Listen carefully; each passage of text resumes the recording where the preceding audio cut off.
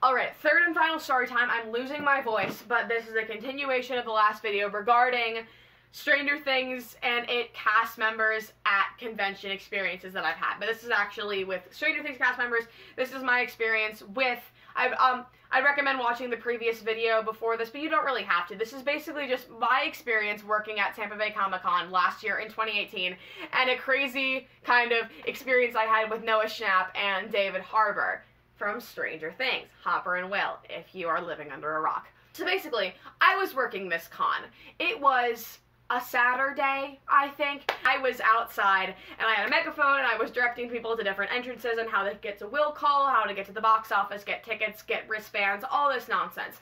And basically, with an outside job, because it's summer and it's Florida, the managers are a lot more lenient with breaks, because we're supposed to get a lunch break, and they, like, feel bad for you if you're outside, and they're like, they want you to have, like, a break when you want it. But I had a strategy here, you see, because David Harbour and Noah Schnapp were having a panel at 2 p.m. that afternoon, and I thought to myself, if I just don't bring up that I haven't had a lunch break, and at like 1:50 be like, hey, I haven't had lunch, can I go on break? They're gonna be like, oh my god, you haven't had lunch yet? Please go on a lunch break. And keep in mind, we have a lot of employees at this con. Like, it's not like they were gonna notice. Like, they don't keep track of who has lunch breaks, really, because there are so many branches. So basically, this is what happens. It comes to 1:50, I message my manager, like, the boss of my branch, and I'm like, hey, like, I haven't had a lunch break yet, could I go now? And she's like, oh my god, absolutely, yes, just make sure somebody gets your megaphone, and you go on break. I'm like, perfect. This is going great. I'm gonna get my lunch, and I'm gonna hide in the back of the panel room, and I'm gonna watch the Stranger Things panel, and I'm gonna see David and Noah in person. It's gonna be the best day of my life. So this basically happens. I go into the hall with all the ballrooms where the panels are posted, and there is a massive crowd outside Ballroom D. And I'm like, gee, I think that's the room that David and Noah's panel's in. And in fact, it was. What happened was, the room where all the chairs were was at capacity, and the room next door with the Disney ride line of like a queue wait time was also at capacity of people waiting for a chance that a seat opens up. And they had filled a huge chunk of the hallway with more people wanting to get into this panel. It was ridiculous. Now I'm like, bitch, I don't have time for this shit. The panel is literally starting. So I show up, basically go up, flash my staff badge, and they let me in scot-free, no questions. So there I am. I'm at the back of this packed room next to a room of angry people wanting to see David and Noah, and a whole hallway of people also wanting to see David and Noah. Bitch, no, you don't have a staff badge, you ain't seeing David and Noah today.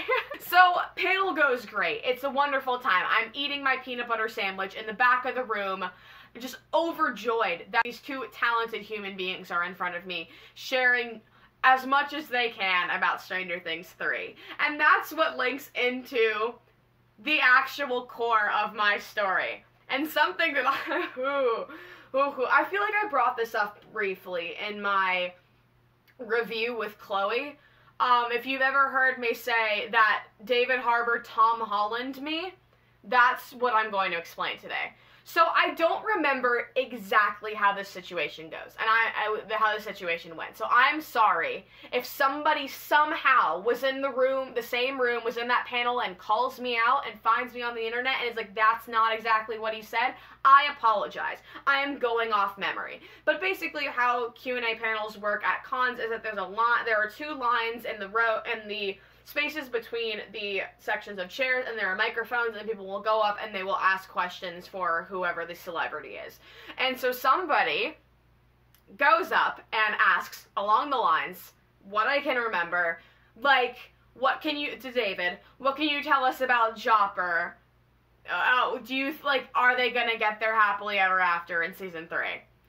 And David proceeds to, kind of awkwardly laugh and tease and drag out his answer as long as he can, before ending it with insisting that he was like, I can reassure you that Jopper is, like, he was like, oh, like, Jopper is real, like, it's gonna happen, like, don't worry about it. Like, but, like, the kind of thing where it seems like he said it as if, like, he slipped up and he wasn't really supposed to be that blunt about it, because Noah was kind of like, bro, and the crowd was like, ooh, and everyone was freaking out, obviously, because Jopper, and, like, David is, like, the biggest Jopper shipper. And you see, at the time, I was like, wow, that's great. Jopper's my favorite ship. I can't wait for the end of season 3 where Jopper gets a happily ever after. And I had forgotten about this instance, truly. It had been in the back of my mind until I had witnessed season 3 on July 4th of 2019. And spoilers for season 3 of Stranger Things. This is a huge spoiler, so if you haven't finished season 3 of Stranger Things, don't listen to what I'm about to say, because I'm gonna ruin it for you. But at this point, it's been a couple months, like, you should have seen it already.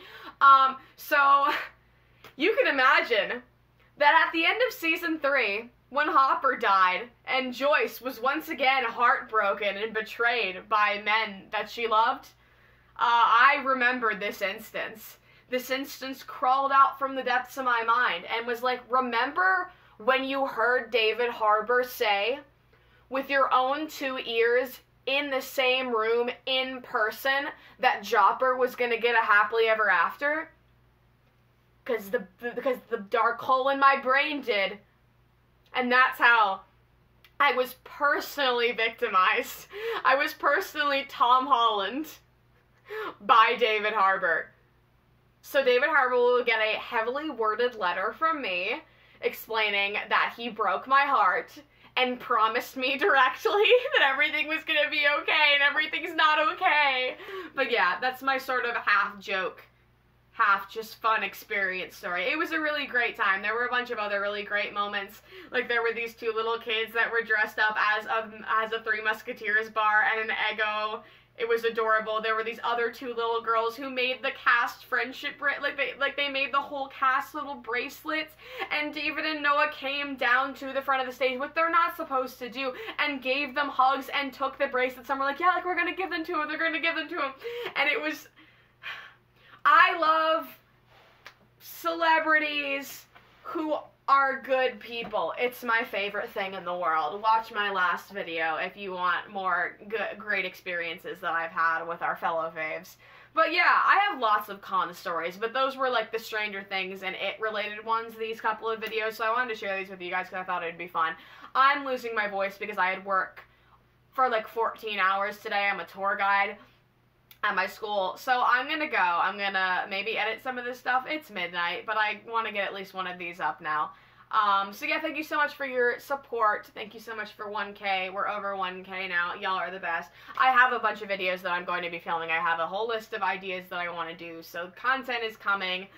I can't stick to any sort of specific schedule because I have crazy stuff going on with school and things. But yeah, I hope you guys like these. Comment, like, and subscribe. I answer all my comments. Follow me on Instagram. DM me on Instagram. I answer all of my DMs. Let's chat. We're all friends here. We're all fans of the same thing. Let's just scream together. It's my favorite thing. So yeah, thank you guys for watching. See you guys next time. Bye!